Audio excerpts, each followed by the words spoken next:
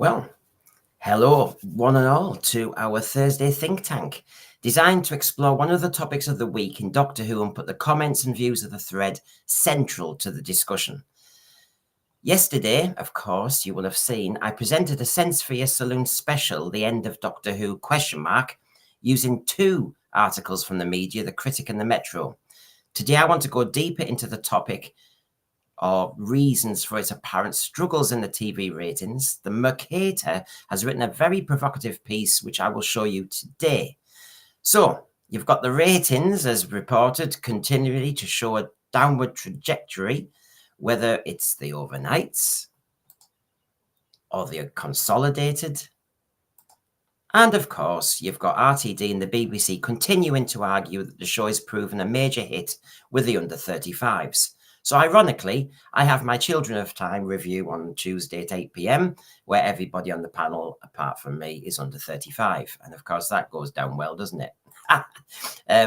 But new information here, thanks to Gary Lee. And before we go into the Mercator article on the degeneration of Doctor Who, and as is my promise, I will come centrally to the thread and pull you right into the discussion. Let me just show everybody this. So, as I said, thank you to Gary Lee for finding this. But when he's telling us that, you know, the kids are loving Doctor Who, look at the... Where do I start on this? Aged 4 to 15 prefer Gladiators to Doctor Who. Aged 4 to 15 prefer The Apprentice to Doctor Who. Should we just say that again? Doctor Who, with all that global streaming and trailers and marketing and hype about it being, you know, really down with the kids, The Apprentice is more popular by 40-odd thousand with the 4 to 15-year-olds than Doctor Who. Now, what does that say? Come on. And Bluey, of course, and all them are higher than it as well. So he's failing on the 4 to 15-year-olds bracket. So let's go up to the 16 to 34 bracket. And of course, The Apprentice is still getting more of that audience than Doctor Who. And Britain's Got Talent is still getting more of the audience than Doctor Who. So when he says it's this, you know, we're phenomenally successful with the under 35s, well, actually, the conclusion from that is quite obvious. The kids under 15 prefer Britain's Got Talent and The Apprentice and Gladiators and all those other shows. And with the older ones, I mean, we're now going up to 35.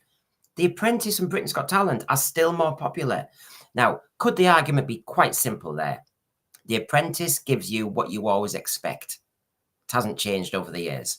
Britain's Got Talent delivers and gives you exactly what you want. Variety, a laugh 1 minute, a song the next.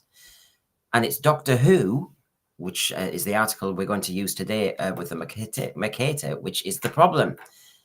It's changed its brand. So just before we move on a little bit further, more leaked documents from 2024. Again, thank you to Gary Lee. And as he has found out, Disney Who performed very badly when weighed against the best performing shows in terms of total hours viewed. Now, you can take your pick there. His methodology is written at the bottom there. The method for calculation is minutes watched divided by total runtime equals viewership. Now, if you take a look at that, Doctor Who, or Disney Who as he's calling it, for season 1, is uncharted with 754,000 views compared to Percy Jackson getting 9.68 million, Acolyte getting 8.75 million, and it works its way down. So that's our context, isn't it? Remember, this is the great man himself saying Doctor Who is the top drama for under 35s. I know The Apprentice isn't a drama. I know The Gladiators isn't. And I know Britain's Got Talent isn't. But when you look at the figures, it's still not grabbing too many people. It's still not being successful. So away, man, you know, pull it together. And as we said in my show yesterday, there's an awful lot of problems with how it's being sold. Now, let me just say hello to the thread, because as I said, my argument for the think tank is we're all going to join in and help each other out here. So thank you to everybody. I've tried to say hi to all the early ones. So as I go through this article, I want to bring you in and actually talk through this quite clearly about what are the issues here. So I can see Dark Horse not happy.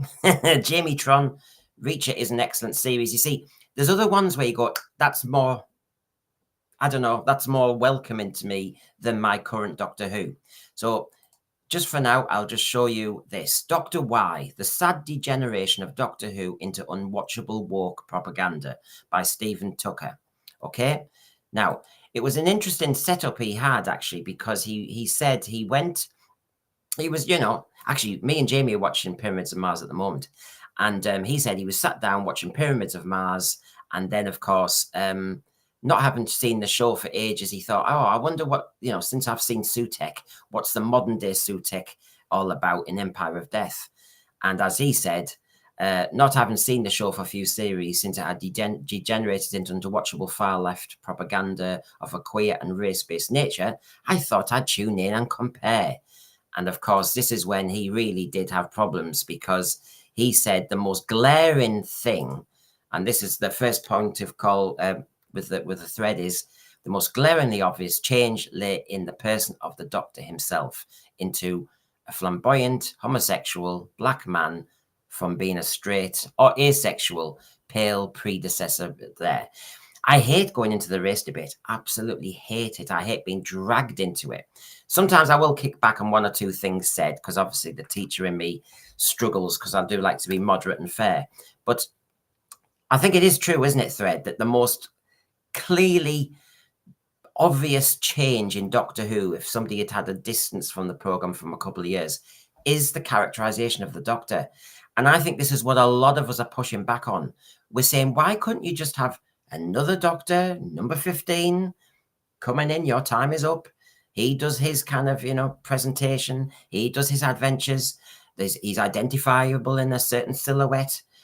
No, as you know, it was insisted upon about gender pushing and societal pushing outfits, even though Ncuti Gatwa hadn't even said he wanted that.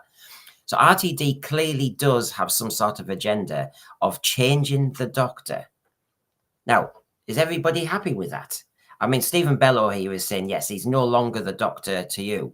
Paul Richards changed the Doctor into being nothing like the Doctor. Yeah, thanks, Russell. So there's two cabs on the rank straight away. Now, just to help me with my conversation, here's John. Hello, can you hear me all right? Yep, we're good to go. We're just talking about how far the Doctor has changed. And that's maybe one of the problems. So just as you set yourself up, Adrian Sherlock here, RTD fans tune in for Doctor Who, and instead they get a nonsense show with a dose of nasty agenda tossed in. Well, 1 second, I'll just get the audio working. Okay, well, right, well, I'll just keep going because we're live in the show. So what was I going to say? If you looked at Lux was a great example of, there were a couple of moments when I thought we had the Doctor. The Doctor seemed to be, taking the race segregation seriously, but not doing a lecture. There's more important things, Belinda. We get on with the adventure in the haunted cinema. There were those moments there. It's just that I honestly think, and if John's able to come in, I do think the most fundamental problem is the Doctor is this clipped version of himself. And in a 43-minute formula, those moments we used to like in Ark in Space, in Pyramids of Mars, the speeches, the moments he acted so alien, they're even more limited. And I think it's the formula that's killing it, John. Yeah, can you hear me all right? Am I sounding okay? Yep. Great. Good to see you. I think you're right about the formula is killing it. I think we've talked about it before, and I think the trouble you've got with this current formula is it's a wham bam, it's got get in quick and then wrap it up with 15 to 10 minutes at the end, and then you're out, which leaves very little time these days for what we call those magical Doctor moments, and again, they can do it, but they can only really do it more when there's a two-parter for me, in my opinion. I mean, you've got that wonderful speech by Peter Capaldi, with the Zygons, and Kate Lethbridge Stewart, you know, which was wonderful. You know, I missed those moments, those elements. And like you were just saying there about, you know, Ark in Space, and you've got the Fourth Doctor, you know, Indomitable and all of that, you know, that's missing and that's lacking from the current iteration of Doctor Who. And I think when you drill it down, it goes back to less is more. You don't need lots of flashy effects again. You just need very, very sharp, strong scripts, powerful actors who are able to give us those Doctor moments. That's what we grew up with, and that's what we need back. And I think if they were to do that, it would be a success again. Yeah. Now, my promise as on the think tank is, as we go through this, and I appreciate John being here as well, that we actually do centralize the thread. So basically, this is our Thursday think tank, and a think tank works when we're all on it. So Wayne Parsons, who's really pleased he's here from the beginning for once, says the Doctor was always an authoritative guide through time and space for the companions and the audience alike. Since Jodie, the Doctor has progressively lost that stature, wrong-footed by revelations. Yeah, I mean, what did Peter Davison's Doctor say in The Five Doctors? Diminished bit by bit. And there's an element where the showrunners have started to diminish the Doctor and devalue him, because a human aged 19 can teach the Doctor so much. Now, I actually think all the classic Doctors, maybe not rudely, but would have said, no, I think I can learn a lot more from other things, perspective. You know, I am in the middle of Pyramids of Mars. I've just finished part 2. He's just taken Sarah to an alternative future. Sarah, you don't know what you're talking about. Would you like to get off now? No, you wouldn't. So basically, in a very polite way, saying, shut it, get back. I know what I'm doing. Stop blabbing. Now, yeah, absolutely. And so I don't worry, I'll bring you in. It's just I'm just trying to just agree with some of our thread here. Paul Richards, RTD has destroyed the unique qualities of the Doctor's character. He was never supposed to be some good-looking, flirtatious type. He was never supposed to be sexual. In Classic Who, he was never interested in romance. And all this heavy duty work they do on the Aztecs, little moment, or the green death at the end when he looks back at the cottage. Yeah, honestly, people are imposing different beliefs and stuff on this. It was not like that at all. Jamie Tron, good to see you. Mrs. Flood had zero presence. Only RTD would choose an actress for the Rani. Yeah, and there's lots of talk about the Rani at the moment. Really? Richard Brown just thinks the Doctor's a weirdo. The thing is, my dad loves Doctor Who, and he just said, it's not the Doctor. Now, my dad has defended this to the hilt. And so I think the Mercator, this article is onto it, that after a few years away to see John, the Doctor isn't the Doctor. No. Again, from watching season 1 of Shooty Who, I do not see anything of the Doctor in this character whatsoever. And again, you're right, what you said a couple of minutes ago about the fact, you know, just the intelligence and the wisdom of the Doctor. He would put these people down instantly. You know, you can imagine the 3rd or 4th Doctor, you know, all of them pretty much basically just turn around and going, you know, pack it in, you know. And also it's like, the thing that they have got so wrong about the Doctor now is the Doctor is never interested in the small things, because he's trying to deal with the big things. You know, as you just said, you're in Pyramids of Mars at the moment, and where he also says to Sarah about, you know, she says, sometimes I think you're not quite, and he says human. You know, that wonderful bit there just says it all, and it's basically like he's already on to the next problem to solve.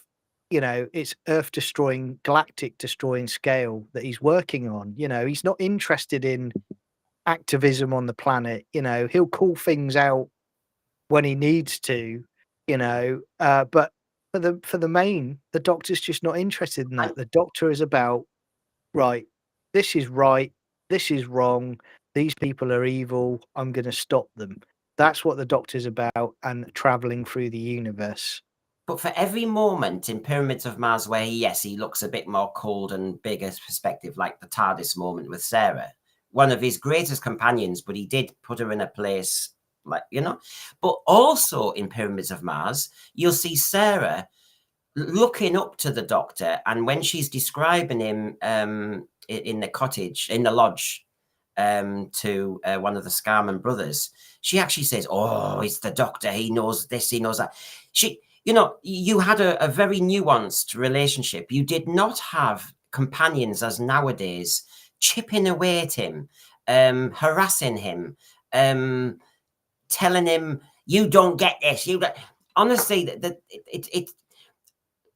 I just think this obsession with companions and elevating humanity to this ridiculous status has just killed one of the best characters on TV. And I think you're right as well with that. By the fact is, you know, we talk back about how lovely an episode School Reunion was, even though I don't agree that, you know, Sarah was romantically interested in the Doctor. That was never written, in my opinion. But now, the way they speak to the Doctor, these companions, they wouldn't miss him, and they wouldn't be waiting several years later for him to turn up. You know, because if he turns up, you go, "What?" They'd be like, "Well, what the hell are you doing here?" Because they think they're better than him. You Well, know. well, to be honest, John, the Doctor's turned into the glorified taxi driving dad, because Yeah. basically every episode the Doctor just says, "Here, look, I've got this expensive tech. Do you want to come in it? You solve the adventure. I just sit in the background crying." I mean, Yeah. in essence, the Doctor doesn't deliver each episode. He just delivers the vehicle to land there. So Yeah. basically, he's just a taxi driving dad. 100%, and it's like, you know, you just from what I see in the current writing of this iteration, there is no wisdom in this character at all. You know, he's more inclined to put on a jock strap and dance around the screen than he is to actually, you know, do a fantastic quote or, you know, basically do a bit of sciencey talk and techno babble to solve a day. You know, we need some of the old stuff back. We need like reverse the polarity and all that stuff. And the Yeah. moments where the Doctor isn't isn't surrounded by a $100 million budget of effects all around him. Mm. He's in a very contained set, and he's just belting it out with a fantastic script and talking about all of the quality sciencey stuff. That's what I want from my Doctor. I don't want any of this iteration whatsoever. Now, as I promised, central to this debate on a Thursday think tank, having all discussed reviews and various things, and I'll try and get my saloons on the Wednesdays. Then we do the follow up on Thursday. So my promise is thread. So Richard Brown here says, "Can't remember William Hartnell high kicking someone dying. May I say it was the anniversary of his death yesterday, wasn't it?" William Hartnell, the first Doctor, the actor who took a damn good risk. The original. Yes. And of course, I mean, I will come back to the Mercator article in a moment with loads of provocative comment to discuss. But on the Doctor's characterization, he did invent the original version of the Doctor, and he was clearly an alien. Whether it's the pilot or whether it's just the episode 1 that was slightly tweaked, and even later on when they softened him a bit, he was still not one of them.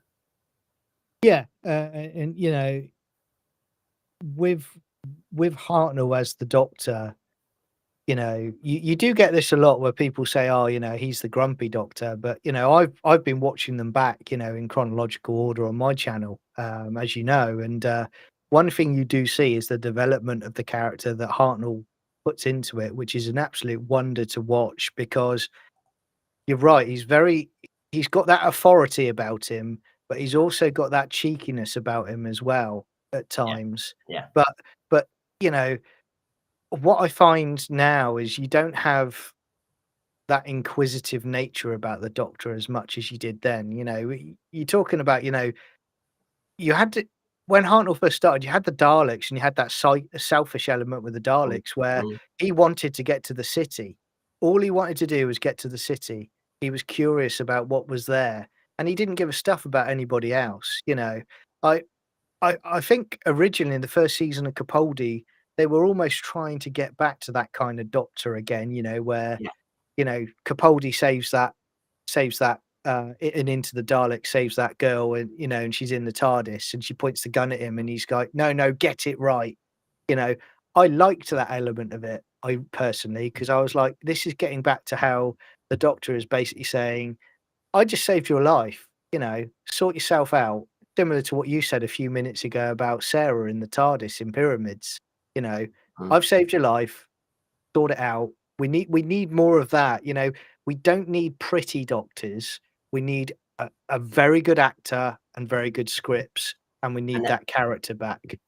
And then, as I'm in the thread, as I said, I'm going to keep to this promise. There's loads of good stuff here. Paul Richards, I love William Hartnell's Doctor. Capaldi was channeling him with the stern qualities, but of course, I didn't want to interrupt John, but yeah, when Capaldi was introduced that first season, they undermined him. Am I a good man? Oh my God, he wouldn't have been saying that in Pyramids. He wouldn't have been saying that in Archive in Space. Honestly, they afflict him with our human afflictions. And I was going to say, Brendan, one of my bugbears is, it came out last year with season 1, and they came out with their statements about, the Doctor is love, and it's absolute codswallop because, the very first episode, the Doctor's going to bash a caveman over the head with a rock because all he's thinking about being an alien is he's going, okay, this guy's slowing us down. We're being chased. I need to get us back to the TARDIS as quick as possible. So he's thinking, I'm going to murder this guy. That'll solve our problem. Now, going forward, you find as you go through that season with Hartnell, he does learn qualities from Ian and Barbara, and that's very well done and it's very well written. But now they've completely almost ejected the elements of the Doctor to basically say, that won't work now. We're just going to make him 100% human. And these are the elements that we're going to focus on. And it's terrible. Yeah. It really is. Well, Paul Richards, the original, he was an anti-hero. It was Ian who was the hero in the classic format. Yeah. The Doctor was more alien and predictable. And can we unpredictable, sorry. And can we please go back to that? But I think RTD and Mob are kind of more scared of that now. Now, if I come back to this Mercator article, so this was just the start when he said that the Doctor's change was stark. But then when we went into the article even more, now I do push back on some of it, but he suggests that RTD gave the job to Ncuti Gatwa because obviously he was a Rwandan refugee, and of course RTD cannot stand the Tory government as was, and their policy on Rwanda. So he thought that would be a great kick in the teeth to say the evil Tory government now want to deport Doctor Who. Having immigrants like Gatwa here is to our immense national benefit. Who else would keep on saving us from the Daleks and Cybermen? So he's obviously very politically motivated here. Yeah. And he explains obviously that Davies is quite fanatical anti-Tory, once labelled them as murderers, etc. in a typically sane and balanced public speech when he was not happy about Channel 4 possibly, because it never happened, being privately funded. I mean, honestly, and I'll just get to the next point and bring you in, John, and the thread, obviously, because I just want to show them a few moments first. But when Davies was placed in charge of its later complete reboot back in 2005, he did a sterling job, arguably making the show better than ever. As such, hopes were very high initially in 2023 and 4 that he would actually right the ship after it was, Chibnall had hit the buffers. Critical and ratings low in the previous few seasons. The Doctor acting like a female lesbian. Yeah. But Davies argued at the time that the ratings were not the big issue. He said it's doing well in the scheduled. Sorry, it's not doing well in the scheduled broadcast TV ratings, but it's doing phenomenally well with the younger audience that we wanted. So I'm going to just keep aiming for them rather than be bothered about righting the ship. And this is the problem.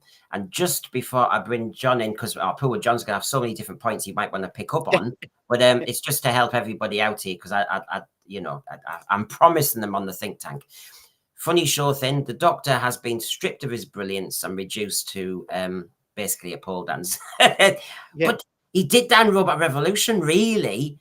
I love the Doctor being an anti-hero. I had that one up. I apologise. Adrian Sherlock, elephant in the room, the race baiting element.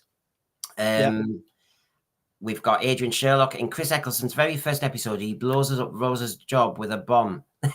Yes, he was like Thatcher. He was going around shutting places down. Yukai, the Doctor needs to be eccentric, mysterious, and just a little bit scary, just like Hartnell.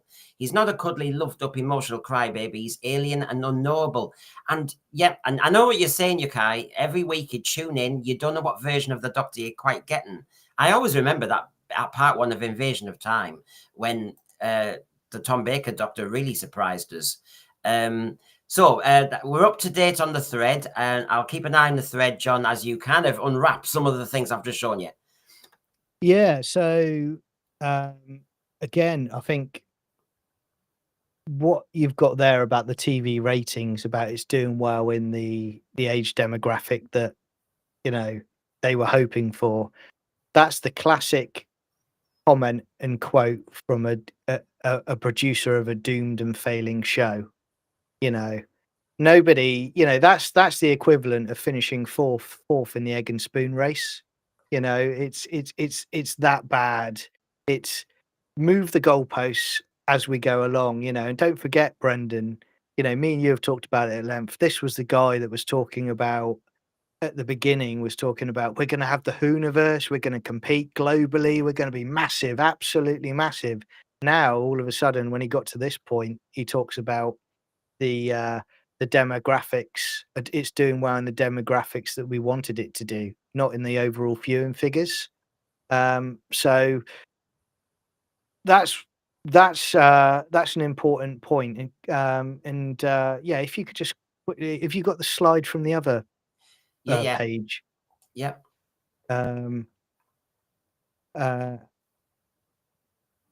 So I think like everybody, he came back after the Jodie Whittaker era.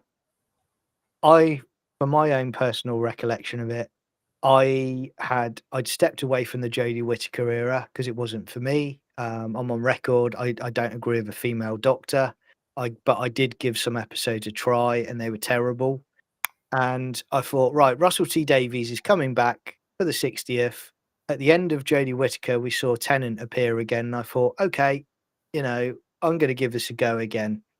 And literally, it was a catalogue of errors, wasn't it? You know, with you had the, you know, you had a what was it, the bounty hunter that they had for Big Finish or whatever, you know, Doom or whatever, you know, you had that and the whole controversy with that, and then you had other things that came along. Then you got to the Star Beast and you had the, you know, the whole trans allegory included into it, you know, and then from there, you know, when I looked at the viewing figures the other day, mate, and I thought to myself, those viewing figures for me are proof of how much people came back to give with goodwill to give the show a chance. And after that episode, you see the viewing figures drop because people got fed up with it. And, you know, the writing was on the wall at that point. But, you know, as Doctor Who fans, as much as they say that we're haters, you know, we're not. We will always give everything a chance. And we gave this iteration a chance more than other fans of other sci-fi series would do. And I think sadly, you know, we should have all stepped away at the time because, you know, it's just got worse and worse as it's gone along, in my opinion. Well, I want to promise Hilton Fitzsimmons, good to see you. He said it's infected with BBC identity politics now. And as I move through this article, John, this is what the Mercator delves into an awful lot more about. This is why the Doctor Who isn't what it says it is anymore. So stick with us on that one, Hilton. I'll be fascinated by where do you think we're going wrong? Because I have to say, there's one or two slides and I kind of have to push back on a little bit. You know, I'm not giving everybody an easy hit. Lovely Daryl Joyce, good to see you. He has supported both our channels and we equally want to support your channel. Yeah. The Doctor check his video. Yes. The Doctor developed into an avuncular hero to look up to. He should never be a weak emotional wreck to make other weak emotional wrecks feel vindicated. And it's actually the completely wrong philosophy. He's just got the wrong conclusion. If he's pitched the whole Doctor Who program, RTD, on we're in dark times, children are vulnerable, young people are vulnerable with mental health, so what they need is a doctor who's mentally weak.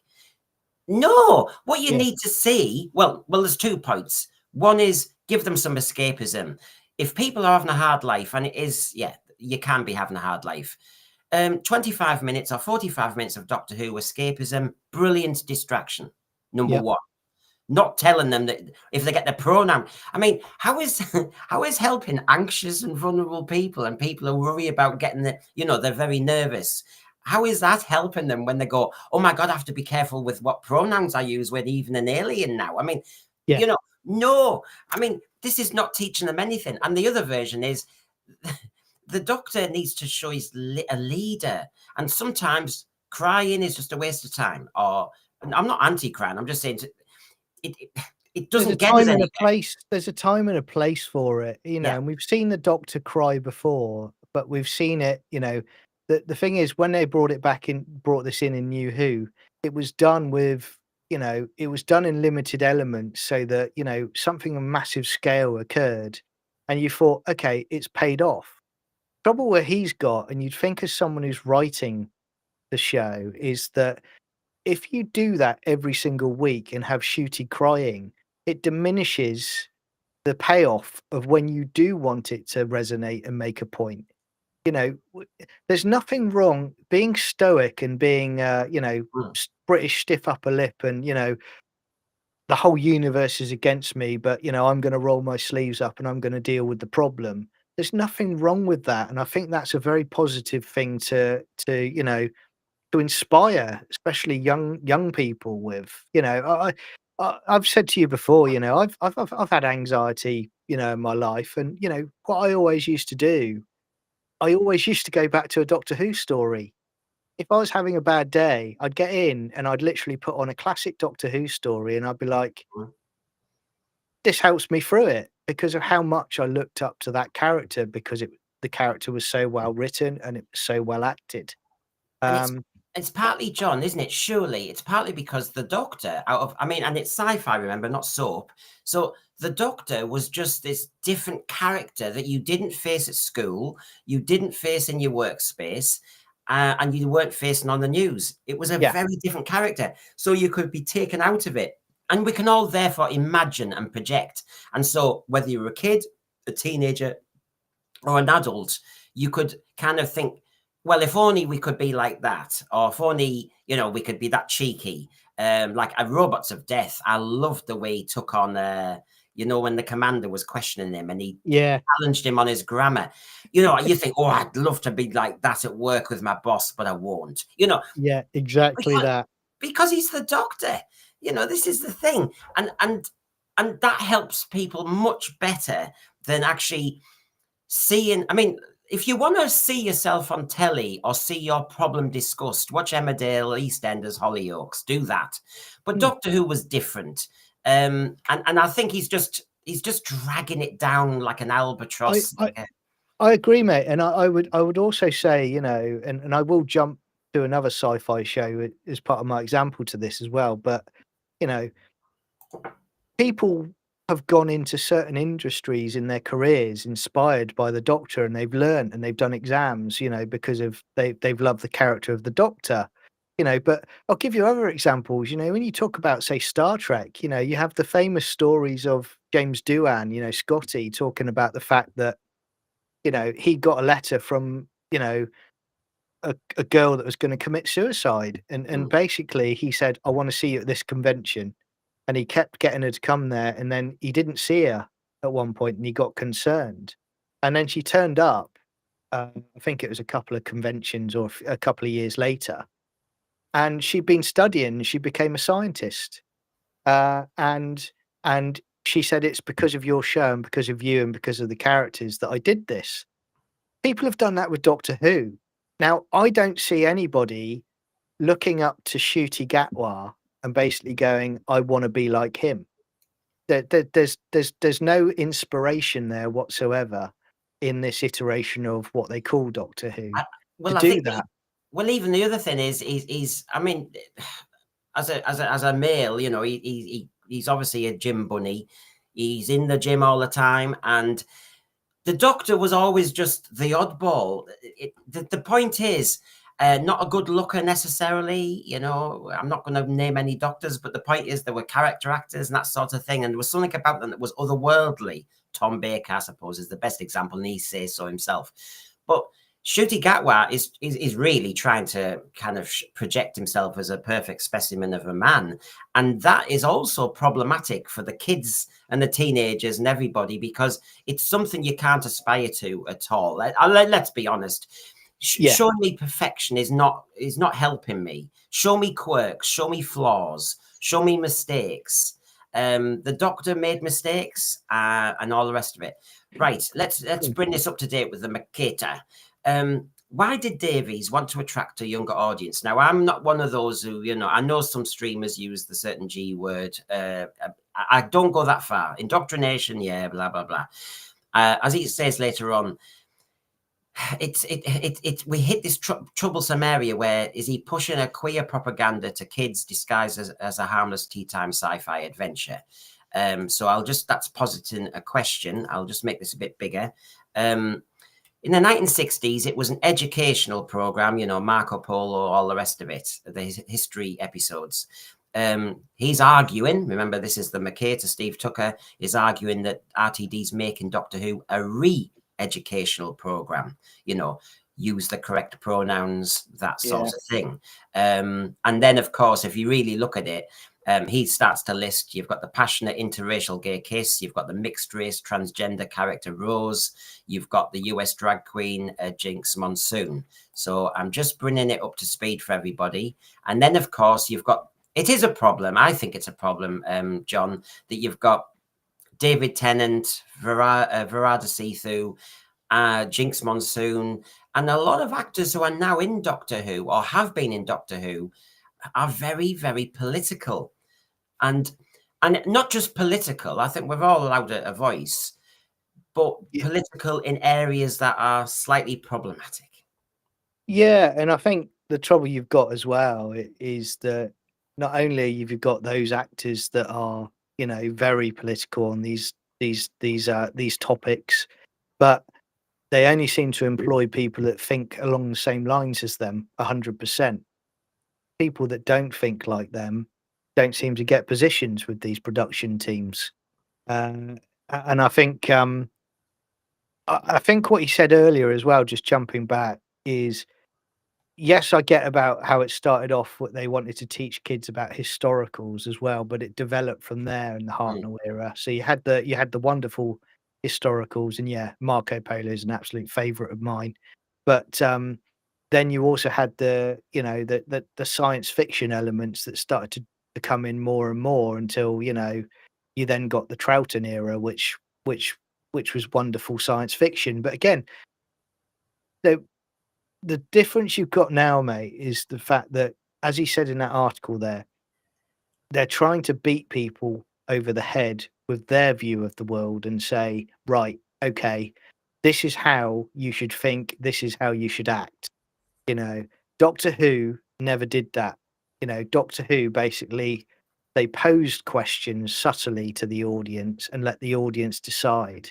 And that's where I think that there's become a major problem with this current iteration. And we've said before, and I'll just finish here, is that it's the people above Russell T Davies that are responsible for this, because nobody has checked him at any point, you know, and everybody needs to be checked. I'd love a job where you never checked. I mean, my God, but Paul Richards here. And I'm sticking to my format of the think tank, and we'll all come up with the manifesto of our choice in the end.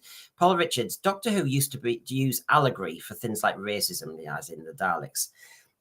Now, as I said in the show yesterday, the Critic article made the argument that what used to be allegory is out. What used to be a subtext is now the main text. And so everything is diminished, infantilized, simplified. And I think it's deliberate. I think really, instead of having little subplots. I mean, Talons of Wen Chian has the two, you know, Jago, etc., and Lightfoot. You're allowing subplots. Caves of Androzani, you've got subplots going on. Yeah. And so it's got that complexity and interest. But what we've got with this 43-minute format is we've got basically A to B, a little line that says, oh, you land on the planet and it's all space babies and it's a bogeyman. And that's it. That's the story. And then because it's so simplistic as an idea, he can impose jokes about immigration and refugees. He can make a point about pronouns and he can add all his fun. Now, if he was writing a complex sci-fi plot, well, hello, the priority is somewhere else. And I think basically he's given us a kind of bite-sized version of Doctor Who so that he can cope. Because even Juno Dawson was talking yesterday in some article about episode 6. And of course, RTD is co-wrote with Juno Dawson. So his mitts are on nearly every episode, even when they're not his episode. It speaks to someone that's obsessive about getting his message out, regardless of who's writing for it as well. You know, it's got to have his own style and flavor on it. But I think with regards to, you know, subplots and how everything is on the nose now, I think the trouble you've got now, they actually don't value the actual audience particularly highly. They actually think of them as idiots, and they think we're going to have to dumb this down and not have any subtle subplots in the episode because we don't actually think that they'll understand it. So you end up getting beaten over the head with it in every episode. Science fiction, I've said this from the beginning, Russell T Davies can't write science fiction. He can write soap and add a science fiction, what I call a cover to it. But it's fascinating, isn't it? And I have to say, come on, everybody in the thread, it's your show. I mean, I will always, if I'm in doubt, I'll go to Genesis of the Daleks.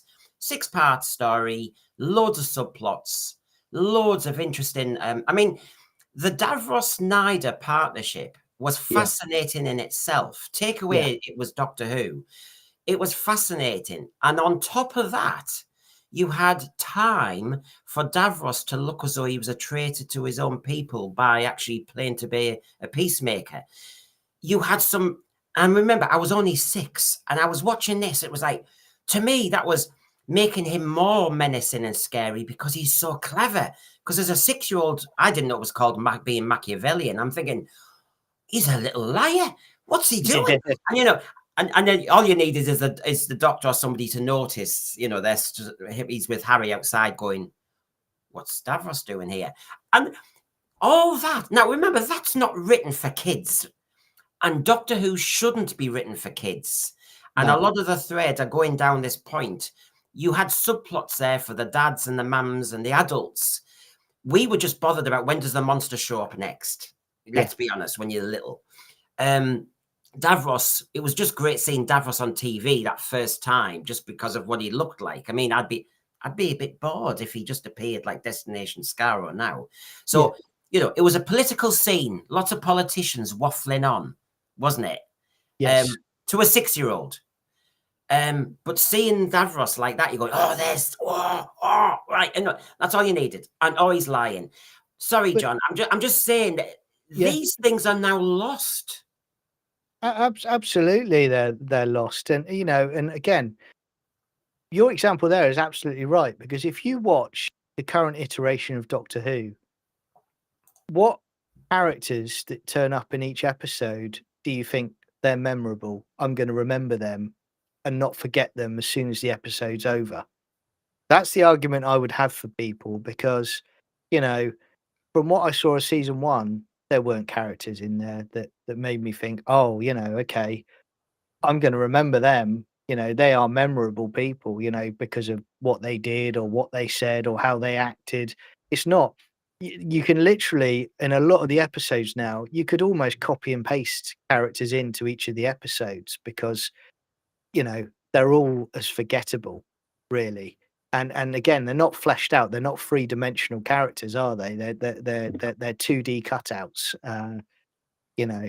And then you fall into tropes and stuff. I mean, I hate to see this, and like I said, this is our think tank.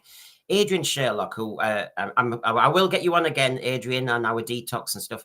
My son is a nice lad. Doesn't yet have a girlfriend, you know, start of life. It's all, you know, we know what it's like, all those anxieties and stuff. He loves Doctor Who, but he's stopped watching now. And there's like a double tragedy going on there, isn't it? Interplay. There's the kind of who am I in life? And does anyone like me and all that stuff, and judging yourself too harshly. And then on top of that, you've got the dad's relationship with his son, and Doctor Who's now been peeled away. I mean, thanks, RTD. So unnecessary.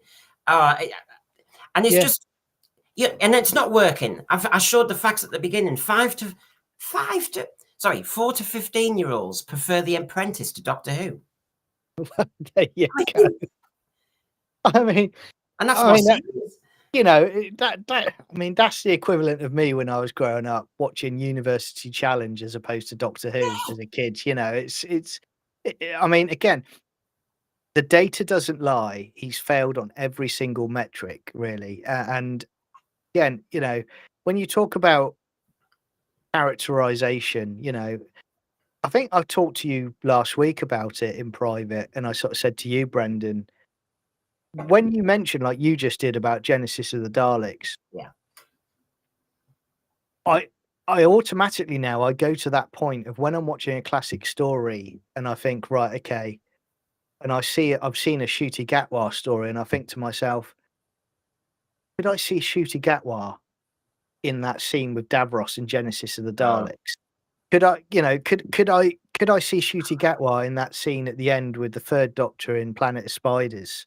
You know, and straight away that tells me that it's a broken show, because there is nothing about the character. There's nothing about that stoic hero that we love anywhere. You know, again, that third Doctor regeneration where he knows he's going to his death, but he's going to do the ultimate sacrifice. You wouldn't get that now. He'd be crying, and one of his companions would be dragging him by his foot. Well, that's why. I mean, when I experimented doing shorts while I was away in Spain a few weeks ago, if everybody hasn't seen them, there's one short I made, and it was the one where the Ncuti Doctor regenerated because he broke a nail. I mean, I think this is it. It's all about yourself, isn't it? The most selfish regeneration almost did get. Almost, but not ultimately, was the John Pertwee one, because the John Pertwee got himself into a fix because he nicked the crystal, but he atoned and took it back. Now, Adrian Sherlock here, he doesn't have the decency to write a proper story. Now, Paul Richards said an interesting one. The Red Planet, if you really look at it, deals with imperialism and environmentalism without even stating it. That's great writing. It is. That it's there if you want to see it. I think science fiction works like that. You don't nail it on the nose. You just layer it. There's a brilliant story and an interesting world to visit in that sci-fi concept. As you're visiting it, for whatever reason, what level you're engaging, you will see deeper messages if you want to find them. That to me is better writing, and actually respectful writing. And I think better TV writing by RTD would to give you, John, and me, and the thread, the space to make our own blooming decision on some of these issues. Thinking, well, the Doctor did that, but I don't know if I'd have done that. But allowed that space. Nowadays, I'm told, well, he does that, and the reason is because of this. And then, you know, you're told in Unleashed, and if you didn't think that, you must be the wrong sort of person. You're thinking, oh, this is too in my face, this. Yeah, you're absolutely right. And, you know, I've said many a times, haven't I, about, you know, the Silurians, you know, and the ending to the Silurians. And it's like, right, the writer's basically saying, you decide, I'm not going to tell you how you should think. You're going to decide for yourself on which side of the aisle you fall on with the ending of that story, which is fantastic. Now you wouldn't have that at all. Now you would just have a quick, oh, right, okay, 15 minutes to the end, they're wrapped up, that's it, done, off they go, you know, on to the next story, you know, he's twerking towards the TARDIS. Yeah. Um, Now, you see, and that we've heard from Adrian Sherlock. I hear, and thank you, everybody. People write to us, and sometimes the comments they're nice and polite to me, but what I'm saying is the stories they tell me are sad. And what I mean by that Yeah. is when I hear about parents saying the predicament they're in nowadays, it's no longer that trusted brand Doctor Who. So, you know, when I was a kid, mum and dad are in the kitchen making the tea, and I'm safe to watch Doctor Who and the Sea Devils. I mean, what a bad decision that was, parents. I was bricking it, but you know, it's a safe program. But as Babette says here, I started pre-screening Doctor Who before I let my daughter watch it when RTD mutilated an innocent young girl to make a joke. Yes, we know the joke in Love and Monsters. There is an awful lot. Now, it always had, we were talking about subplots and having different levels, John, but it has got to that point. And I'm no prude, but Doctor Who, it's all the sexual bits and bobs going on. So, you know, there's a joke about some sexual fetish. There's just little things, and I keep thinking, why are we going down the sexual road? Why do Robert Holmes made jokes in The Sunmakers about tax? Yeah. And the adults will get it, but it didn't have to always mention sex or porn at the end of it. I think two things have happened, really. One, Russell T Davies is significantly overestimated the audience that he thought he would have for this sort of writing with his views on the world, which has been shown worldwide now. That's in major decline. You know, day by day, you're seeing a more and more pushback on it. The other thing I would say is that he's come back purely to push his own ideological spin on things. He didn't come back to basically say, you know what, Doctor Who's in a bad way. I'm going to do the best I can possibly do to turn it around. He came back purely to just do it with his own spin on how he sees the world by, as he says, his lens. But you know, his lens, his Canal Street lens, yeah. yeah, exactly. Now, if you're an intelligent writer, and I'm not a writer, so you know, this is me just throwing it out there, but surely you write stories based on both sides of the aisle so people can get a balanced perspective on it, and you don't push it that no, actually, the left side is correct, the right side is wrong. What he's doing now is he's basically going all the way through the story, you know, oh, this is wrong. This is wrong. This way is right. You're gonna think like us. And I think the trouble is now, a lot of people, and this is the general audience, they're probably in their mindsets now where they're going, do you know what? How long? They're probably playing drinking games now, and they're going, how long do you think it's going to be before the first woke comment?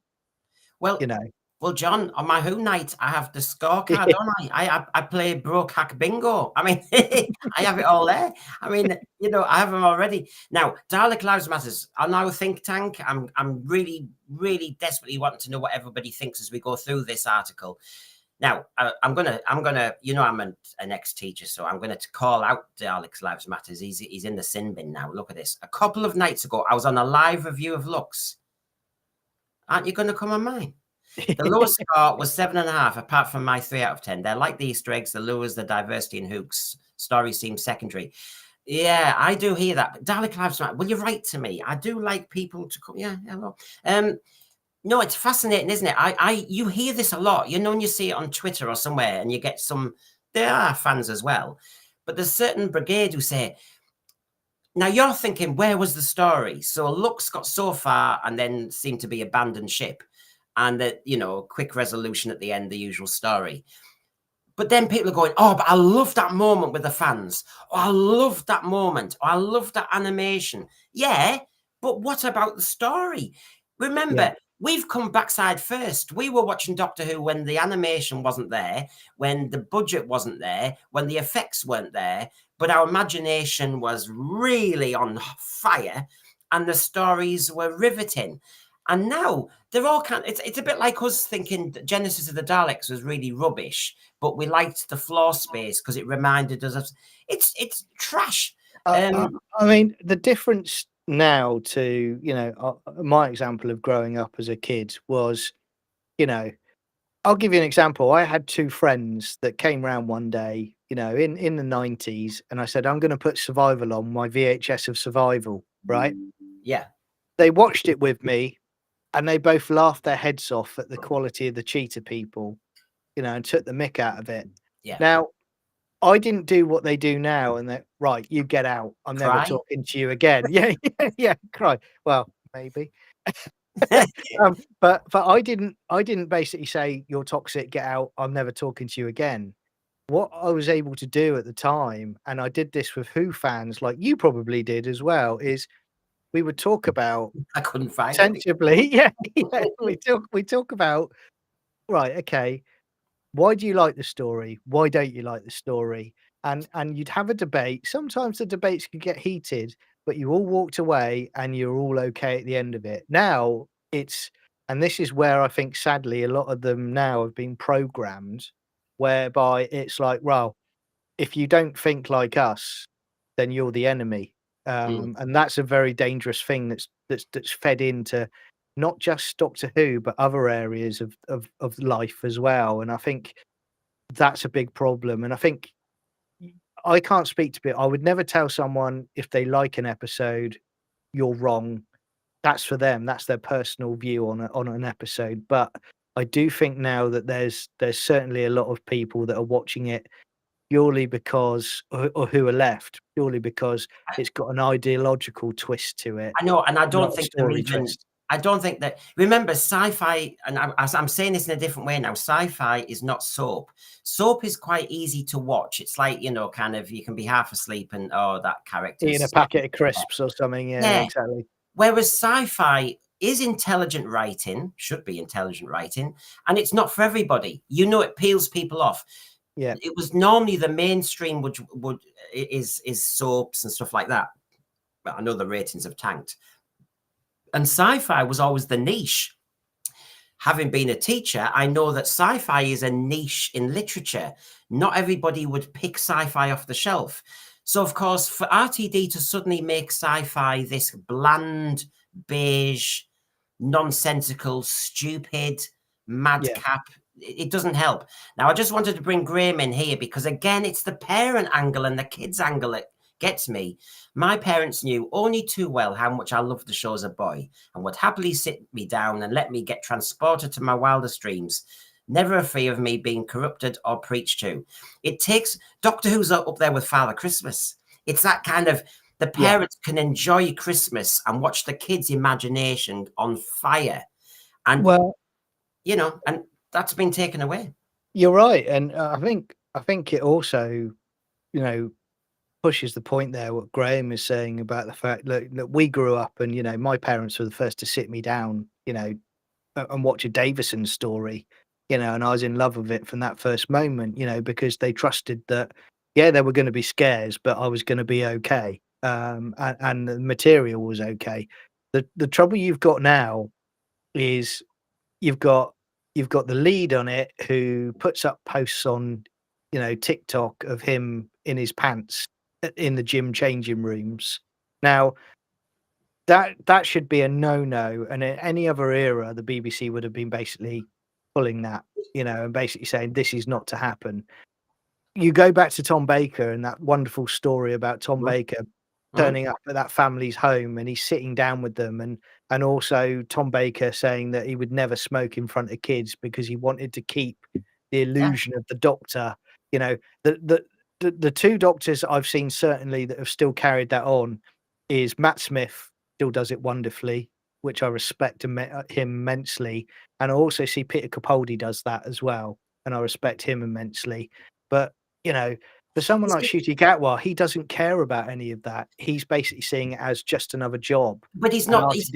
he's not taking it. I mean, the point you're making about the gym and the photographs and certain things they do and what they wear, that's like me when I was a teacher, suddenly sending a tweet out for anybody or the school and showing me in the gym. Yeah. Why? If I was RTD in school, does that mean when I'm teaching kids, just like RTD is grabbing the kids in Doctor Who, that I bring my prism to it, that each lesson, and I impose my view of life on the kids? By the way, can I just say the answer was no? I was too professional for that. No.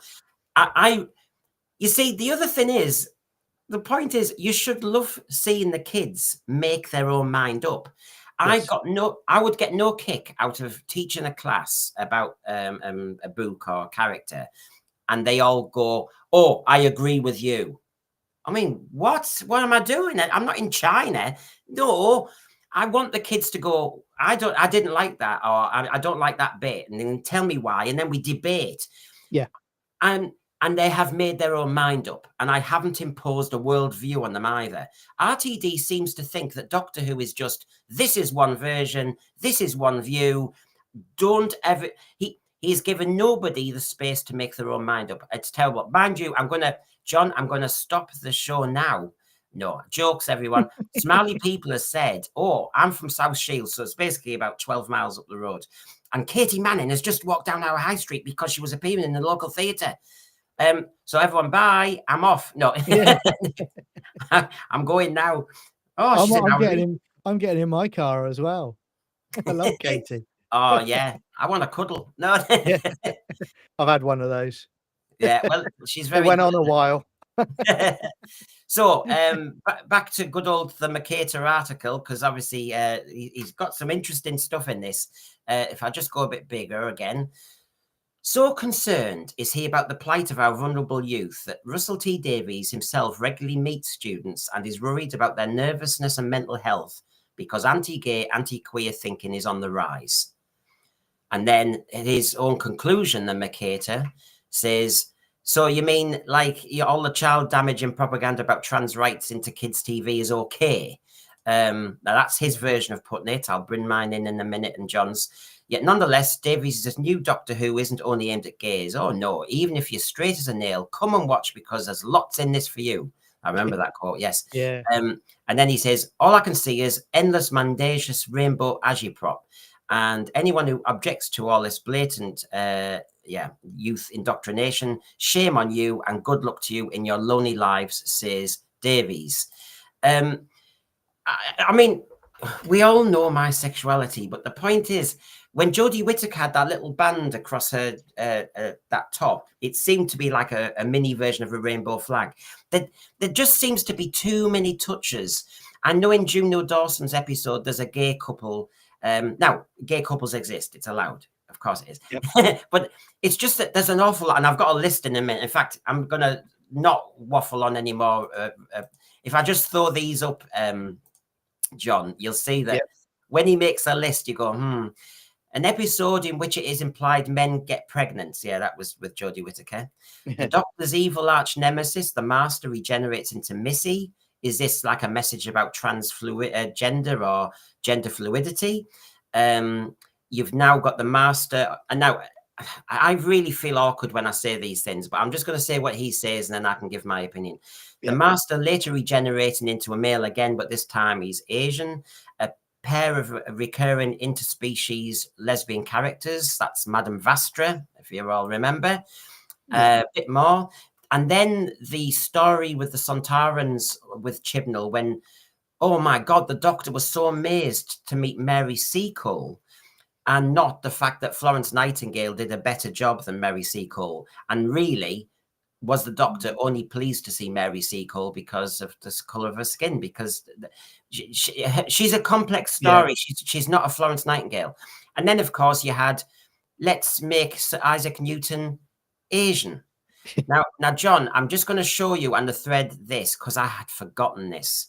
While we waffle on about Sutek and cultural appropriation and all the stuff that our program has started to talk about, the one thing that Stephen Moffat went on about he explained why, in that early Capaldi episode, Regency London seemed fairly diverse.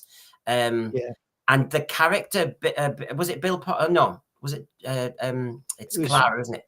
Bit more. Yeah, it was with Bill, wasn't it? I think. Oh, it was Bill. And a bit more black than they're showing the movies, said Bill Potts. And he said, so was Jesus. History's a whitewash. And then, just to explain all this, folks, before your tea, you'll be putting you off your tea now. This is what Stephen Moffat explained and justified by doing that. Sometimes the nature of a particular show, like historical dramas, for instance, makes diversity a challenge. But Doctor Who was absolutely nowhere to hide on this. Young people, i.e. black, brown and Muslim ones, watching have to know that they have a place in the future. That really matters.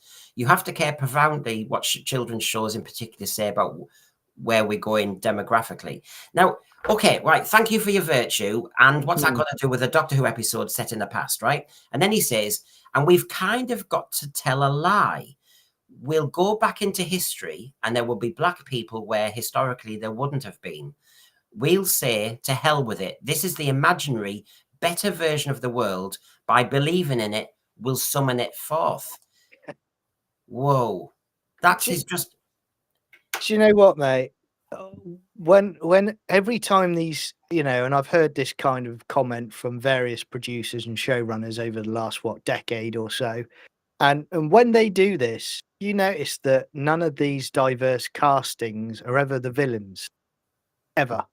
They never make them the villains. That it's never balanced out, and it's an absolute nonsense. And I think this is where, because I was talking to someone the other day and I said, look, in all honesty, it was the Moffat era where it started creeping in a lot more. There were bits of it previously, but it was certainly the Moffat era and certainly in Capaldi's run, because even before you talk about Missy, but the one thing that made me stand up and I was furious about was when the Doctor shoots another Time Lord. He shoots the War General. He goes, "What regeneration are you?" And then he says, "Good luck." And he stases him, forcing a regeneration. Now, the Doctor has killed an Ogron before, as we know in Day of the Daleks, in self-defense, but he would never openly go in that situation and point blank just shoot somebody, and that was done purely to push. Oh, by the way, did you know that the Time Lords could switch genders? You'll never guess what's coming.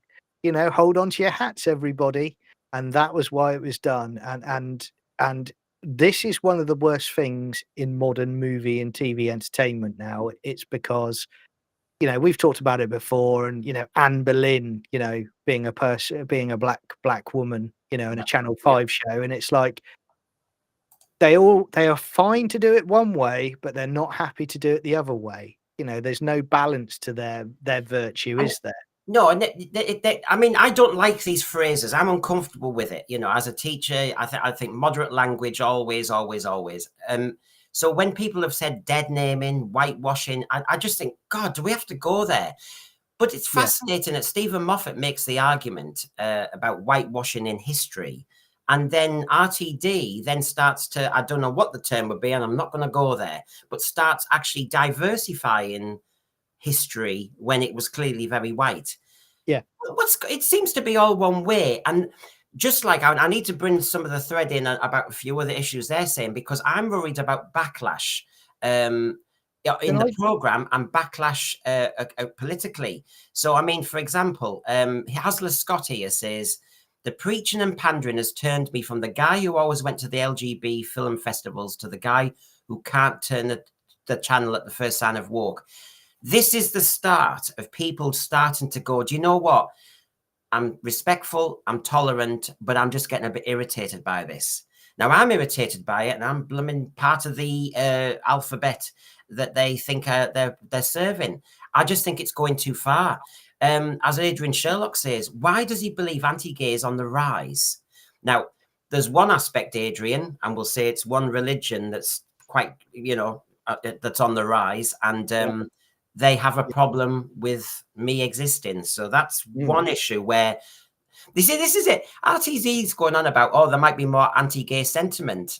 Well, have a look at the people you seem to be saying is great multiculturalism, mate, because multi-values does not work. Well, Most people don't seem to have a problem with gay people. You see, this is the point. It's changing an established character that's the problem, and people object to that. Sorry, John. No, I think, in my personal opinion, I agree with some of the comments said there, because my view has always been this whole movement over the last decade or so. I think, if anything, it's actually made things more dangerous for LGBT people than it was previously, because whereas I think we'd actually, as a society, we'd got to a point where everybody was accepting of each other. We then got this movement that's come along that basically tried to tear it all down and to basically say, you hate him, you hate her, you hate them, and it created a divide in the country. And a lot of this is because of people like RTD and co. It's like Tennant. Tennant, when he stood up at the BAFTAs, and he's having a pop at Trump, but he doesn't bring anything up about the war in Ukraine, or anything like that that's important, or China, or it's the low hanging fruit, safe attack, isn't it? Well, they don't mention the Middle East. I'll do general. They don't mention the Middle East much. Isn't it funny? It's very strange, isn't it? Very, very strange. They don't go there. Is that cowardice? Yeah. Darryl Joyce, you're not going to educate and entertain by presenting a fake representation of history. It's the horrors of historical fact. You see, I thought that was always the missed trick with Rosa. You had a diverse TARDIS crew, and one of your crew is black. And they dropped it. You could have had a black companion trapped in peril to make it a two-parter. You can teach me about segregation. You can teach me about civil rights so well by actually almost not doing a speech. But I'll feel terrible as a kid watching it, and the black companion is facing a lynch mob. End of episode 1. That would teach me so much about the injustice of history. I mean, you mentioned earlier, and someone in the chat mentioned it, about the Hartnell era, and the historicals about teaching. You go back and you watch the Aztecs.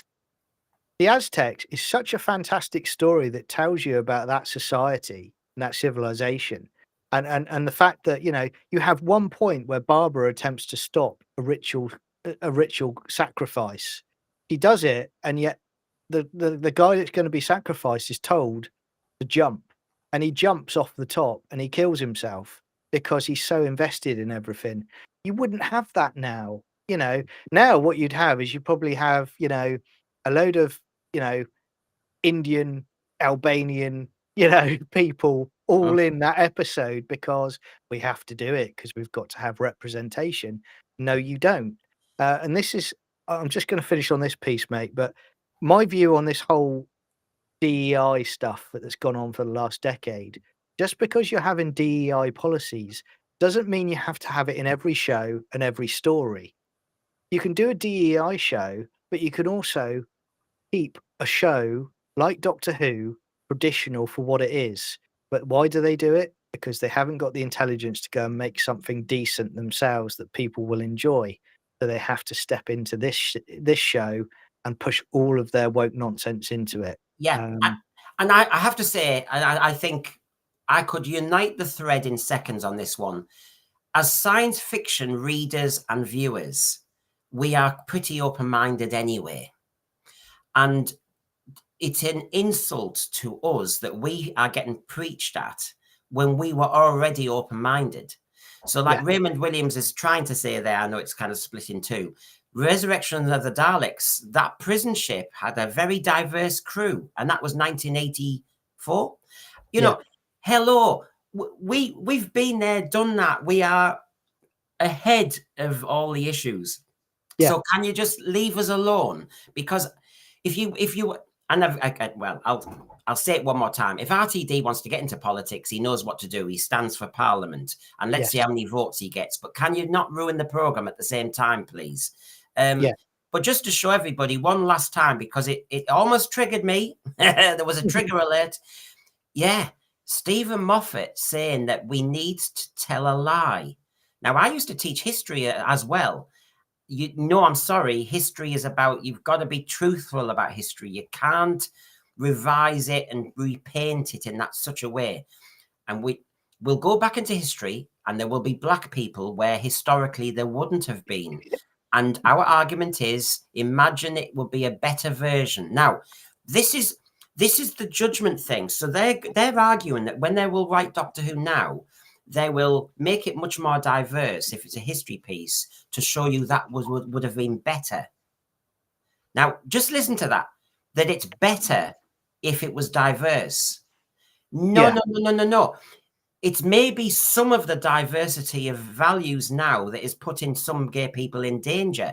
So if you don't mind pap like that, stupid, simplistic statements like that, with no element of nuance or understanding the complexity, and you're going to write a Doctor Who episode, I'd rather you didn't.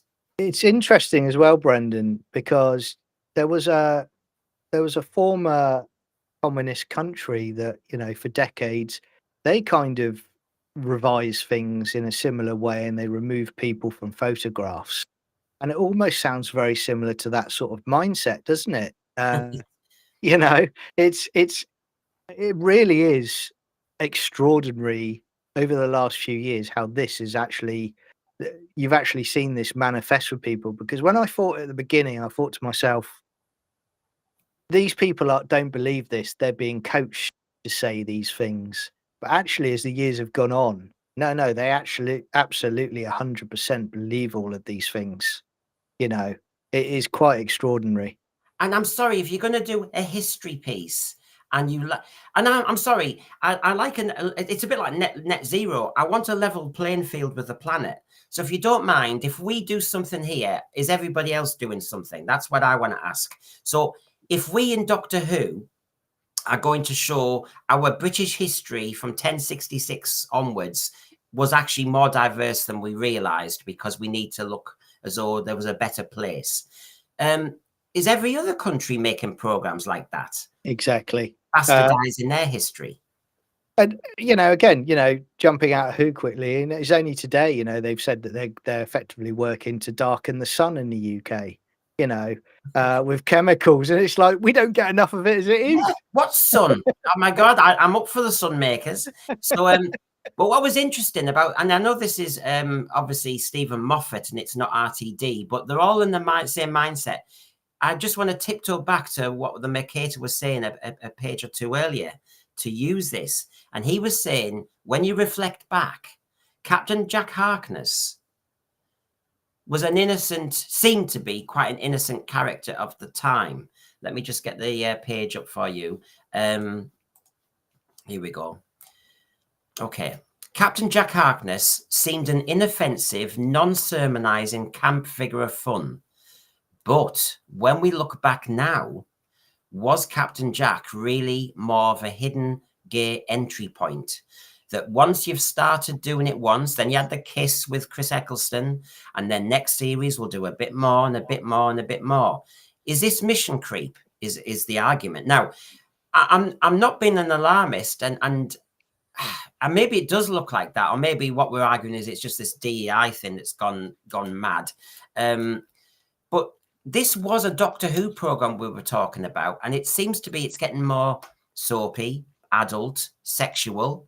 You know, bit by bit, element by element of left-wing dogma was drip-fed into the show too. At first, merely as background noise, but ultimately playing so central a role that it began to completely ruin the program.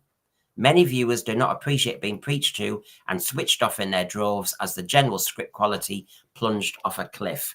I just wanted to show that, John, because clearly, well, what do you think? Is it an entry point? Has it been mission creep, or are we reading? Yeah. Funny enough, I was talking to, you know, a couple of panelists on my channel a few weeks ago, and funnily enough, this actually came up, and we were basically saying, you know, was this around in 2005? But did we have rose tinted glasses at the time because Doctor Who was back? So we kind of, you know, just stepped over it and ignored it because it wasn't so in your face. this was the same Russell T Davies quickly, where, you know, in 2003, I think it was Doctor Who magazine, he did an interview and he said, just because I'm gay doesn't mean I'm going to fill it with lots of gay, you know, gay stories. And it was like, well, yeah, you know, I want to ask him about that interview now, to be honest. But yeah, there was Captain Jack. I think it pushed it more as the seasons went on, and it was very carefully, subtly done. You had, you know, season 4, you had the unicorn and the wasp, and you had the gay butler holding hands going off with the guy that was killed. Now, in itself, I have no problem with that. You know, what I have a problem with is when you're beating me over the head with it every single episode. And, you know, as you said earlier on, what people want from Doctor Who is they want escapism. They've had a tough day at work, they've had a tough week at work. They want to switch off. They want to enjoy their favorite show and just like, let's follow the Doctor wherever he wants to go. But they don't get that anymore. They get, you're not escaping this reality. You're stuck in it, mate. So you know, here's some more diversity for you. Yeah, and look, just get on with the main game. Write a good script. Farsight, Yeah. the first Doctor was a citizen of the universe. He treated all life forms the same, be they human or the Menoptera. Stephen Bellow, total mission creep. The Shooty era is just the final extension of seeds plated since New Who. Hence why one of my conclusions that is firming up day by day is, whether you call it a pause or a reboot or something, this era needs to be ended. Yeah. Because and the whole experiment, it's gone on for 20 years. The New Who formula, 45 minutes, lots of bombastic music, everything's multicolored and amazing, and it's like Saturday Night Takeaway on BBC One.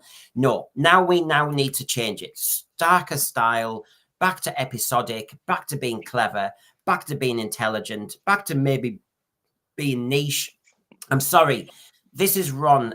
What's been going on? It's out of control and it needs to stop. I think also, you know, this is why I've said before that I think, you know, it needs a good 5 or 10 years away to repair the damage. And the reason I say that is because Russell T Davies and his cronies, they've effectively infiltrated every element that is Doctor Who related now. So you've got Doctor Who magazine, you've got Big Finish, you know, you literally need to have a purge so that the production team that are involved in this era are not anywhere near it when it comes back. Because if that happens, you're going to get more of the same, unfortunately, you know. So at the moment, we're doing our very first Thursday think tank, where basically my aim is to centralize a bit more what the thread are saying, so we have more of a kind of discussion, and also kind of go over some of the crumbs of my saloon the day before, etc. So please, just as I come on to a few of the items, I just want to kind of bring in a lot more. Tim Kins here. The early Jack line from Moffat, I always recall, is when he said everyone in the future is bisexual. There was no such thing as gay or straight, just bisexual people who hadn't got over their issues. Erdrin Sherlock, the current mix of kiddie imagery of cartoon villains and big toy robots is to get younger audiences. The propaganda stuff seems more sinister as a result. Yeah, I mean, was I being indoctrinated and brainwashed by Genesis of the Daleks, making me anti-war? You know, I mean, you just think it was there if I needed to understand it. I agree. Yes. I agree. Planet of the Daleks has a few lines from Pertwee talking about that, but even that I found acceptable. I think also, though, you know, what was so great about classic Doctor Who is, you know, the story developed every time you grew and you aged from a kid into an adult. So, you know, as I certainly went through stories, I'd see it as a kid, and then suddenly I would, you know, when I became an adult, I'd be like, oh, okay, I'm now seeing an extra layer to it that maybe I didn't see when I was a child, and that was so great about classic Doctor Who. Whereas now, you know, you don't have that at all. You know, it's literally there right in front of your face, isn't it? And it's forgettable. So the argument explored now by the Mercator is under that section, let Zygons be Zygons. The real problem is that Doctor Who is no longer really Doctor Who at all. It just looks like it is. At first glance, same name, same character, same TARDIS, the spacecraft, come time machine, same theme music, same enemies, completely different content and purpose. Entertainment has been replaced with brainwashing. And he goes on, I'll just make sure I've got this covered. The series actually had a race of it. We all know this, don't we? Had a race of even the aliens called the Zygons, who operate uncannily like shapeshifters. And, you know, he flippantly says, is the argument that RTD is a shape-shifting Zygon. But this is why we've kicked back, because the BBC, the Church of England, the US State Department up to the election, they all look as though they've been transformed in some sort of way. And, you know, there was an argument here. Let me just say it first. They two were ideologically transformed. Now, he's arguing about the Zygons themselves, because when we get a classic monster, they do end up getting changed, don't they? So the Zygons were ideologically transformed into walking lectures about the need not to label all innocent, peace-loving Muslim immigrants to the UK as potential terrorists in civilian disguise. In essence, there was a message. And this is the problem. That's our Zygons, if you don't mind. Will you just stop it? Yeah. Sutek came back and we had a lecture about cultural appropriation. They just can't, like I said, just have a very good story and leave all that froth alone. Let us make our mind up. It has to have a moment. I mean, as opposed to me, John, the worst moment almost was the Jodie Whittaker episode. I think it was the end of Rosa, when it was like a 5-minute lecture in the TARDIS with PowerPoints. And she showed Bill Clinton giving an award and all the rest. And I thought, so the story's ended. And it seems to me, Doctor Who is getting shorter and shorter and shorter as an adventure. And there's more time for dance routines. There's always a twist at the end, or a PowerPoint demonstration on Rosa Parks. And this is she won awards. And in the end, as I have to say, I'm saying it so much, I'm boring myself. The showrunners are bored with the Doctor Who concept. They're bored with the Doctor Who character, and they're more interested in throwing all these messages around because they're all frustrated politicians. Yeah, and this is why at the time when, you know, J. Michael Straczynski was saying he wanted to have a stab at Doctor Who, you know, the guy that did Babylon 5 and's written some comic books, and I was all for that, because I was like, you know, you need fresh ideas, you need someone with a new idea for it to take it in a new direction. And the one thing for me, well, even when you take all of this nonsense, woke nonsense out of it, the one thing that it is for me now is it's just silly. It's just not serious stuff at all. You know, I've said to you before, mate, one of my issues I have with it is I actually cannot see the Daleks or the Cybermen actually existing in this iteration of Doctor Who. It's like night and day. It's just, I couldn't, you know, I couldn't see him prancing around in a corridor when the Cybermen are coming down a corridor. It's just, it's a completely foreign show. I get a little bit worried that if you bring the identity politics into those two great villains or monsters of Doctor Who, no, come on, they're aliens. So can we just leave it alone? I don't want to ever have a part of a subplot where there's a Dalek mutant who says, I have issues and I really don't want to conform. I don't want it. I don't want a Cyberman who says, do you know what? I used to go to the disco. Sorry, I'm showing my age. I used to go nightclubbing and do some pole dancing, and now I've been turned into this metallic weapon. Sorry, I don't like this. We don't want it. Yeah. Can we leave it alone for another show? It's actually on all the time, whether it's the adverts, the movies, or all the soaps and dramas now. There's plenty of tick boxing going on. Can we just let Doctor Who just get in the TARDIS, crash land? I mean, God, would we ever have a Curse of Peladon where it goes off the cliff now? Would we? No. And again, I think the trouble you've got is, you know, and you know, as you know, with my dad working for them for decades, God rest his soul. You know how much I was always grew up and I loved the BBC. Yeah. but I 100% need that license fee taken away from them, because they need to be accountable for this kind of stuff. Because as much as you can throw shade and throw fire at RTD, and we all can, the BBC are allowing these things to happen because they believe in this stuff that is being pushed. And until that is gone, which means delicensing them and purging a lot Yeah. of this rubbish, you're not going to get a change. Even if it went away for 20 years, if the BBC is still as it is now, it's going to be exactly the same.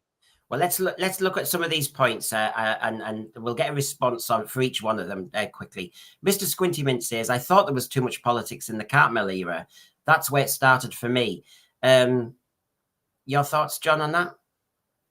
I mean, Cartmel era was my era as a kid, to be honest with you. Although I was brought up in Davison, it's really McCoy that was my doctor.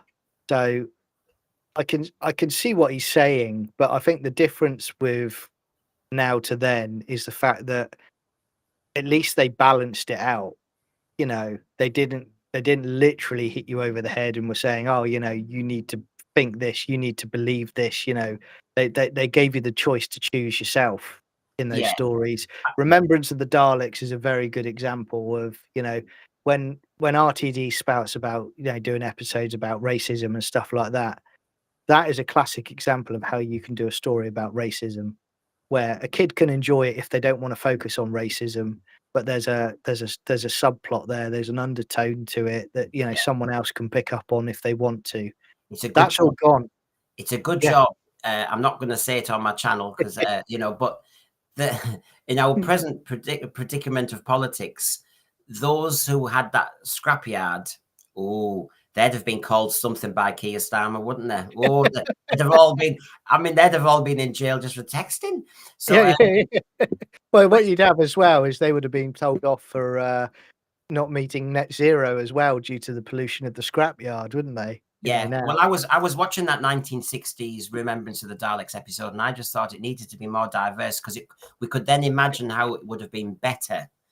Yeah. I mean, really, Stephen Moffat, you grew up. Unbelievable. But the Remembrance of the Daleks is a classic moment when I think they pushed it to the limit. I will say that. And in even the moment, and this just shows you how it's changed, John. Compare Lux. I know you haven't quite seen it, but you've heard about it. Lux to Remembrance. But the moment was, John, in Lux, we broke the fourth wall, and you can see the photograph. The Doctor and his companion in front of a TV with the Doctor Who logo talking to three fans with Telos on and all the rest of it. Whereas in Remembrance of the Daleks, I mean, I didn't really like it. It's too close, but a sci-fi adventure, welcome, and they went, duh, and then they cut. Yeah. The meta moment. Yeah. They're still pulled back, but there Yes. wasn't now. Yeah. And, I think I forget who it was, but someone said, when you get to a point where you're breaking the fourth wall on a regular basis, you have lost your writing integrity, essentially, because you do not believe in the show. You do not believe in the stories that you're writing. You're just looking for gimmicks week in, week out to try and get a viewer. And I think that's where we are now, really. I think, the audience, the general audience is checked out of it, as we know. Yeah. But I actually, as much as it got rested in '89, I actually think this is far worse than '89, because I think with the general audience, they're just Well, Doctor Who in yeah, '89 was still, and it wasn't my favorite period, as everybody knows, but it still respected. was still taking itself very seriously, wasn't Yes. it? I mean, it was getting darker, and it was trying. It was really, really trying to elevate the Doctor again. Tom by Chick here, my 59-year-old friend asked me what Doctor Who was like now. When I explained, she replied, "But where are the monsters gone?" And that's the key, because he thinks the monsters is in us. We're the monsters. Yeah, that's it. Especially those of us on channels like this, because we are really nasty people. R.I.P. Yeah. Doctor Who, that sort of thing. Babette, the second this current series is rested, Disney will announce plans for feature films. They'll build up to it with adaptations of the classic Doctor Who Dalek comics, which Disney owned due to the Marvel buyout. No, I can't see that happening. I think the reason I say that won't happen is because Disney have got a lot of problems at the moment, and they're being investigated by the government for DEI practices. They've even got out of court settlements that are massive amounts of money. They're not actually being particularly profitable, and they've got another theme park on the way, which is going to cause them problems. So I actually think that this is a massive indictment with it being cancelled if and when that is announced, by the fact that Disney is saying no to it. Because if Disney, the wokest company on the planet, are basically saying no, we don't want it, that is a massive indictment of RTD and his view on writing for science fiction or shows. It's terrible. Shocking. Christopher Hammond here. Hello, good to see you. Is everybody liking and subscribing? Please, we're doing a show a day at the moment. All art is a message. All art is a message of some sort, even if the message is fields are beautiful. Doctor Who has always been a vehicle for politics. Pertwee's era, for example, is as political a show as there can be. Now, I will push back on that because I think this is what we were saying this earlier, Christopher. That's done a lot of heavy work for some people. Why haven't you mentioned the Troughton era? The Monster season, was that highly political? Was a lot of the William Hartnell outputs highly political? I agree that there were elements of the Pertwee era where, and I've just said it with the Plans of the Daleks, he's on the nose with some of the dialogue, explaining that, go back and talk about those people who died. But I have no issue with that. But you would argue that was a bit of a message. We've got, colony in space and that sort of thing. The mutants, the Green Death has its environmental message. But after you've mentioned those, and we all know the Peladon stories is a kind of allegory for the EEC, as was. But what about all the others? Maybe a bit Buddhist, maybe a bit religious in part. But really, the Tom Baker ones were highly political, were they? I thought they were gothic. The Brain of Morbius, I'm just at the top of my, the Seeds of Doom, are these all highly political? I'm not too sure. I think it's had too much airplay, that argument, at that level. There were some political messages. Sci-fi always should have a political undertone. That's why they're written. It's a hypothesis written into a different situation so that you don't get arrested, isn't it? And it's subtly layered as well, as opposed to being beating you over the head with it like they do now, and giving you the answer and telling you what the answer is. Unlike back then, they didn't as such. They let you decide for yourself. I mean, EOH editorial is discussing the facts I've just put back up, which is, look at again, children 4 to 15 years old, Gladiators was watched more than Doctor Who by that age group. So was Bluey. The 1% Club. 4 to 15-year-olds sat and watched that. It's ironic. Is that meta? Because isn't that the people still watching Doctor Who, the 1% Club? Well, this is it. Well, pointless as well. The 4 to 15-year-olds preferred watching The Apprentice in numbers than Doctor Who. That can only be an indictment because one's on late at night. One's clearly adults trying to do business, basically win a contract. It's therefore very kind of and Doctor Who is pitching to the kids and it's missing them. That is the indictment. And then when you go to the 16 to 34-year-olds, it's still not in prime position. It's just scraping above Celebrity Big Brother where they all sit on couches. I mean, really, come on, RTD, take a look at yourself. I mean, Brendan, again, on that, it's not like 89 again, where, they're pitting it up against the behemoth at the time, which was Coronation Street. It's up against shows that they should at least respectfully be able to beat, and it's not, which is a massive indictment on what the general public think of the show, All right. Well, Christopher Christopher, yeah, I appreciate, and I'll always put people's comments back up because I know when you're texting, you can't put everything in, you can't smile or point and underline things. Totally get it. I haven't said everything is political, hence the Fields example. Yeah, okay, I think that's fair dues. But you see my point, don't you, Christopher? That and you see this, we all push back because a lot of people who claim to have captured the program nowadays always make this argument that Doctor Who was always really political, and I'm thinking, no, it wasn't. There were political messages, and yes, me and you will probably agree on which ones there were in the Pertwee era, but I just think it gets heavy play, and there's an awful lot of other stories that were just fantastic. Yeah. Yeah, I'm looking at my thread here. The difference, here's fast like, the difference between 89 and now is those that stayed through all the bad years of the 80s and the wilderness years in the 90s have deserted the current show. Some of us are hanging on like idiots. Trying. I know I was just debating this with myself the other day, thinking looks like 73 yards had elements, but am I giving too much kindness by saying it had elements? The bar is getting lower on your expectations, and you're going, well, it was all right until that point, and you're thinking, yeah, no, but it wasn't going to be a classic, was it? I mean, I would also say, mate, just to come in on a point that kind of was addressed there, is I think in '89 when we had the when it was rested, and we had the wilderness years with a general audience, and it was proven in '96 when the TV movie came back in the UK and it got 9 million views. There was still a respect and a love for Doctor Who, even if people had tuned out of it, because, one thing that was good with Doctor Who was it kind of passed down with families as well. Your parents watched it, so they sat you down as a kid and you watched it, and on it went.